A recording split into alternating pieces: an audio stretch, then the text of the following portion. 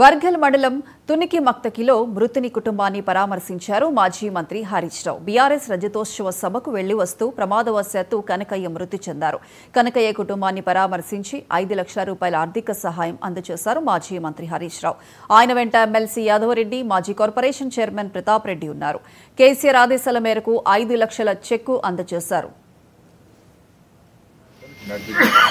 మళ్ళీ మన గవర్నమెంట్ వస్తాయి, మళ్ళీ కూడా సాయం చేస్తాం, కాపాడుకుంటాం. ఒక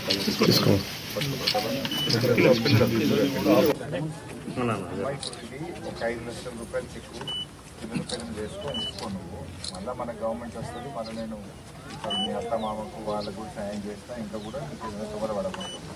ఆ రోజు వర్గల్ మండలంలో బీఆర్ఎస్ పార్టీ రజతోత్సవ సభలో పాల్గొనడానికి వచ్చినటువంటి కనకయ్య గారు దురదృష్టవశాత్తు ఆ రోజు మరణించడం జరిగింది.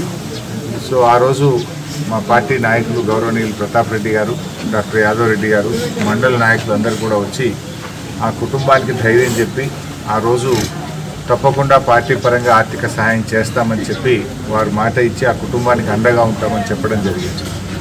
ఇచ్చిన మాట ప్రకారంగా బీఆర్ఎస్ పార్టీ అధ్యక్షులు గౌరవనీయులు కేసీఆర్ గారే స్వయంగా ఆ కుటుంబానికి ఈరోజు 5 లక్షల రూపాయల చెక్కు పంపడం జరిగింది.